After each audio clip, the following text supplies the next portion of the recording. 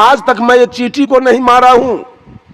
आज तक 65 बरस का उम्र मेरा बीत रहा है, न आज तक मैं कभी मंदिर गया और न मैं आज तक किसी चींटी को मारा, और नहीं आज तक कोई दुर्व्यसन खाया, न किसी का चोरी दलाली किया, और नहीं कहीं सत्संग में गए तो साटाबाजी किया, और न किसी के बहू बेटी पर बुरा नजर डाला, और मंदिर भी कभी नहीं गया। मैं गुरु के बताए हुए, आचार्य परवर धर्म स्वरूप साहब के बताए हुए मार्ग पर चलता हूं। किसी का कोई आज तक गड़बड़ी मैंने नहीं की। और मंदिर जाने वाले, पूजा करने वाले एक से एक गलत काम करते हैं, इसलिए कि भरोसा है मंदिर का, भरोसा है देवी देवता का। लेकिन आचार्य जी ने मुझको कहा इतना ईमानदारी से किशनगंज में कि हे रमा शंकर साहब, मेरा भरोसा भी मत कीजिएगा, भरोसा अपना,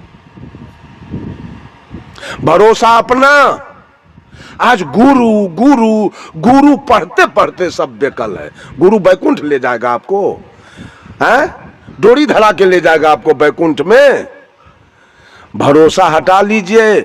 भरोसे वाले व्यक्ति कायर होते हैं, डरपोक होते हैं, और नहीं तो अहंकारी होते हैं। जिसका बाप दरोगा है, जिसका बाप एसपी डीएसपी है, वो किसी के बेटी का इज्जत लूट लेगा।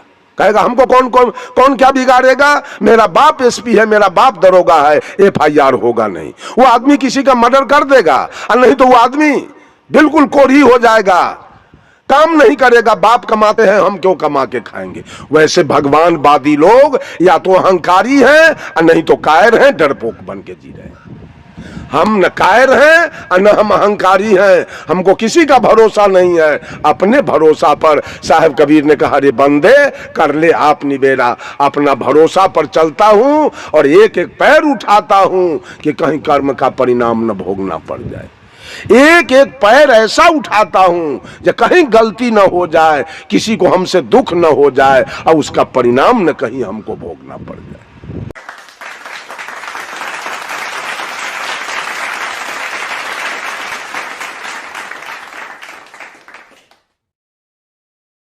तो रुको जरा, सबर करो।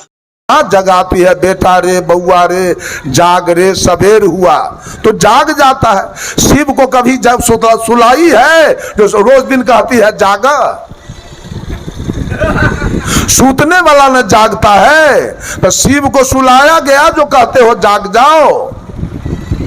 अंधेर हो रहा है। अब एक गांव में हम प्रवचन दे रहे थे, एक हाई स्कूल का मास्टर कौर जोड़ के खड़ा हो गया हमारे सामने। कहा, गुरुजी मेरा गांव इतना आदर्श गांव था, लगभग 50 से 100 बूढ़े बुजुर्ग लोग कंठी माला वाले थे, लेकिन जब से मेरे गांव में शिव चर्चा शुरू हुआ, सारे कंठी वाले बूढ़े बुजुर्ग मर गए।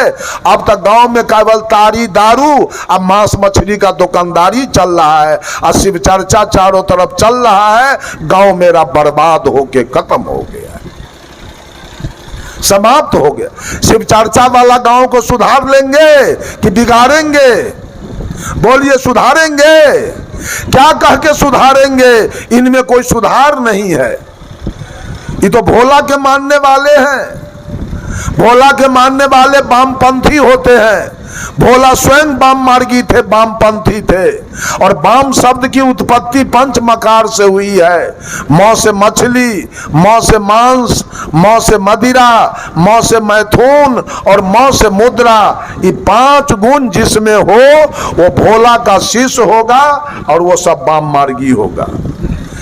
ये जितने हैं पूरे देश के वेश्या जो रात दिन वेश्यावृत्ति करती है, अब भोरे उठ के भोला को जल चढ़ाती है, ये सब वाम मार्गी है। जितना वेश्या है सब भोला के शिष्य है। जितना ड्राइवर खलासी आपको मिलेगा वो हंडिल के निकट में शिवलिंग रखेगा और उस पर फूल चढ़ाएगा, जल चढ़ाएगा, और भर दिन शिखर पर आग चिबाएगा, और शाम हुई तो होटल में ढूकेगा।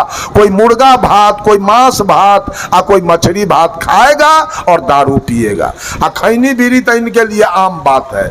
जितने बड़े लोग हैं उनके बेटा के ब्याह में, बेटी के ब्याह में, तिलक में, फलदान में, छठिहार में निश्चित रूप से बकरा कटाएगा। ये सारे लोग भी वामपंथी हैं और भोला के पुजारी हैं। वो लोग कबीर के भगत नहीं हो सकते। कबीर के भगत जो भी हो गए होंगे उसके गले में कंठी माला जरूर होगा, लेकिन भोला का जितना भगत है उसके गले में आपको कंठी माला नहीं मिलेगा। अगर वो कंठी पहना है तो भोला का विरोधी है, कंठी वाला भोला के सपोर्टर कभी हो नहीं सकता। ये सब धर्म चल रहा है, ये सब धर्म दुनिया के अंदर में। औरत सब साल भर धर्मे करती है, साल भर पूजा करती है, खूब छठ करेगी या पारन के दिन बेटा के कहेगी बउआ जाओ न तन बाजार, मीट खाए है से मुंह पचपचा रहा है, पाभर झिंगो मछली ला दो जे सामने तन खा ले। हो गया छठ, छठ हो गया। एक साल छठ के दिन में हम एक गांव में थे, गांव का नाम है सोनमा डेहुली। उस गांव में थे, सवेर में जब वहां से हम जलपान करके चल रहे थे, तभी तक पारन के दिन एक मछली बेचने वाला आ गया। वो हल्ला करने लगा, लीजिए बैगनों से सस्ता है 12 रुपए किलो। अभी पवनी करने वाली महिला कोई सूप ले ले, कोई डगरा ले ले, कोई थाली ले ले, कोई कटोरा ले ले, 1 किलो हमको दीजिए, 1.5 किलो हमको दीजिए, 2 किलो हमको दीजिए। हम की बाहर छठ।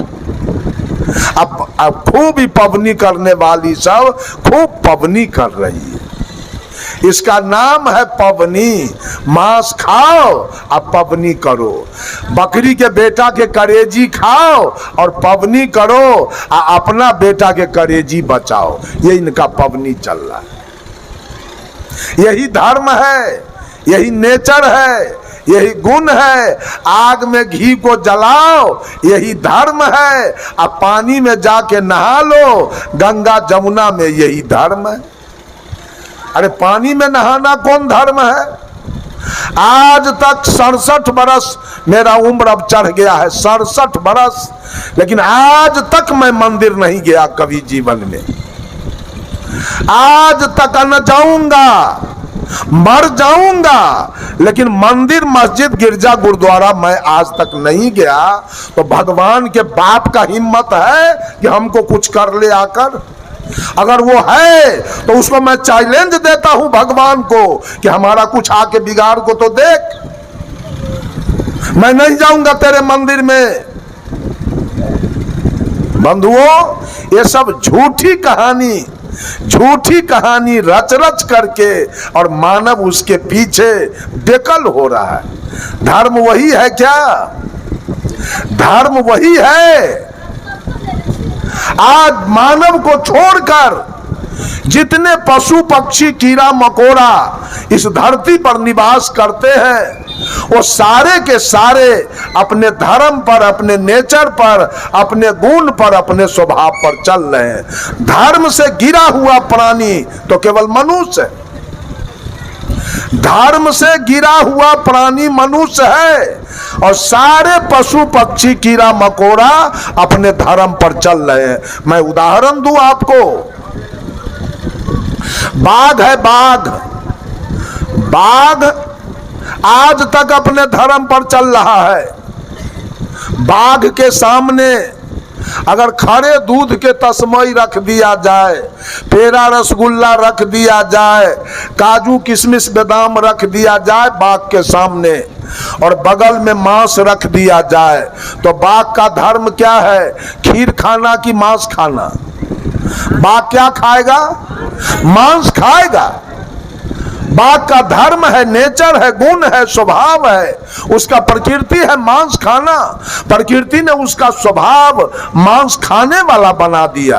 बाघ जब खाएगा तो मांस खाएगा, वो खीर नहीं खाएगा, वो भोजन के बिना मर जाएगा, भोजन के बिना उपवास रख लेगा, मंजूर है, लेकिन वो तस्मई नहीं खाएगा, जब खाएगा तो मांस। अगर यह कहा जाए कि वो बाघ अपने धर्म पर, अपने नेचर पर, अपने गुण पर, अपने स्वभाव पर चल रहा है, तो इसमें हर्जा क्या है? बकरी भेड़ी, गाय भैंस, हाथी घोड़ा, ऊंट गधा, ये सारे प्राणी इनके सामने एक तरफ घास रख दिया जाए और दूसरे तरफ मांस रख दिया जाए। बकरी भेड़ी गाय भैंस के सामने एक तरफ घास रखा जाए और दूसरे तरफ मांस रख दिया जाए, क्या खाएंगे? घास खाएंगे, मर जाएंगे। मांस खाएंगे? मांस खाएंगे?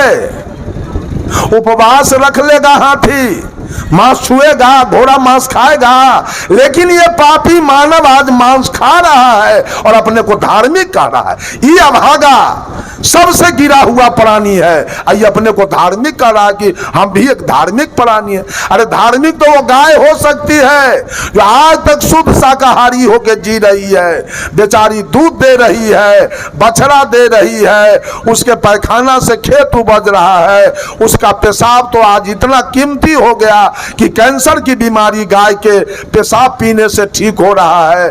बेचारी मर जाती है तो चमड़ा से जूता बन जाता है, हड्डी से खाद बन जाता है और मांस दुनिया के लोग खा जाते हैं।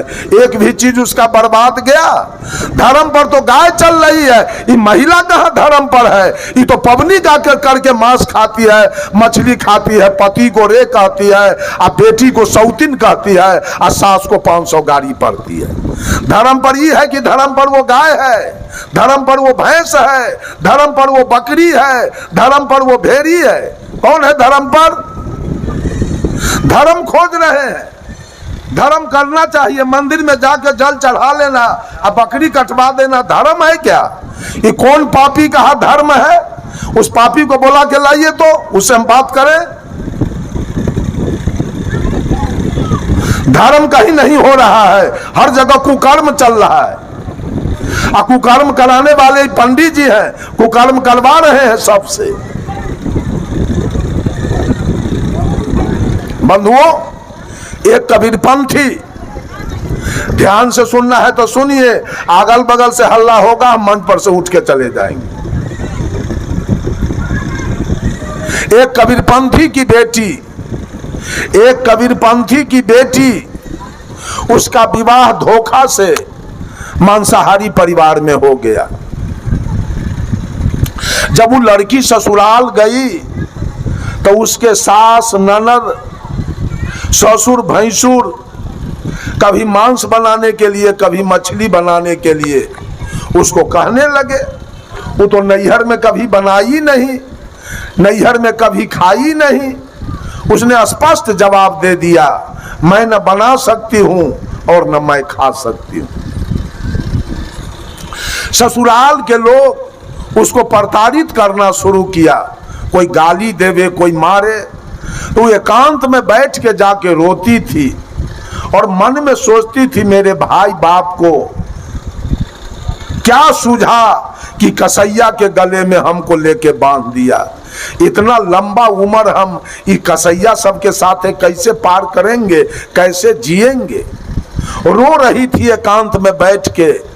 तभी एक इस लड़का के उम्र के, ये जो हमारा शिष्य है, इसके उम्र के या इससे भी कम उम्र के एक साधु यही उजला ड्रेस में चले जा रहे थे। वो महिला देख लिया साधु बाबा को, दौड़ के गई और साहेब बंदगी किया और कहती है, बाबा कहाँ चले हो? कहा, रे सत्संग में तो चले हैं नरियार, आओगे कब वापस? कहा कि परसों चले जाएंगे। बता दिया अपना घर, बाबा वही मेरा घर है, कल जरूर वापसी में मेरे यहाँ आना। साधु बाबा ने कहा ठीक है, मैं आऊंगा। ये महिला चली गई घर अपने। कल होके साधु बाबा वापस आए, उसके दरवाजे पर गए। ये महिला अपने घर में थी। साधु बाबा ने आवाज लगाया, महिला निकल के घर से बाहर आई। बाहर आई और साधु बाबा को जाके साहेब बंदगी किया और बाबा से कहती है, बाबा इतना सवेरे? तो बाबा ने कहा कि कहीं सवेर में अबेर हो जाए। बात खत्म हो गया। अब साधु बाबा महिला से पूछते हैं कि दुल्हन तुम्हारे ससुर कहाँ है, सास कहाँ है, तुम्हारा दुल्हा कहाँ है? तो दुल्हन कहती है कि बाबा ससुर का तो अभी जन्म नहीं हुआ है, सास हमारी 2 बरस की है और दूल्हा मेरा 12 बरस का है। साधु बाबा ने कहा कुछ पंगत कराओगी? तो दुल्हन कहती है बाबा पंगत तो आपको हम कराते, लेकिन यहाँ बसिया चलता है, ताजा नहीं चलता है। कहा तो बसिया हम नहीं पाते हैं। साधु बाबा उठ के चल दिया। जब साधु बाबा उठ के चल दिए तो गांव घर के औरत सब साधु के इस दुल्हन के बात को कान लगा के सुन रही थी। जो साधु चले औरत सब जाके इसके सास को कह दिया कि तुम्हारी पुतोह कितना बदचलन है, कितना बदमाश है। उस साधु से क्या सब बतिया रही थी, कह रही थी ससुर का जन्मे नहीं हुआ और सास है 2 बरस के। बताओ जिसके ससुर का जन्म न हो और सास हो 2 बरस के, तो उसको पुतोह कहां से आ गई? अगर हमारी पुतोह होती तो आज हम घर से निकालते, आज उसको घर से हम निकाल देते। इसके सास को तो सुन के आग लग गई। ये 2-4 गो लड़का को कहती है, ए बाबू देखो तो बाबाजी कहां गया, उसको पकड़ के लाओ। लड़का सब गया और बाबाजी को पकड़ लिया। पकड़ के लाया, गांव के मुखिया जी को बुलाया गया, सरपंच जी को बुलाया गया, बूढ़े बुजुर्ग लोगों को बुलाया गया। उस दुल्हन को घर से निकाला गया और पंचायती शुरू हो गई। मुखिया जी ने पूछा साधु से, बाबा आपको क्या जरूरी था नई नवेली जुबती दुल्हन से बात करने का? साधु ने कहा मुखिया जी हमको कोई जरूरी नहीं था इससे बात करने का, यही बुलाई है तो हम आए हैं, बिना बुलाए नहीं आए हैं। अरे तो आ गए तो क्या सब हुआ? अरे आए तो यही आके साहेब बंदगी किया और पूछती है बाबा इतना सवेरे, तो हम कह दिए कहीं सवेर में अबेर हो जाए। मुखिया जी ने पूछा इसका क्या जवाब है?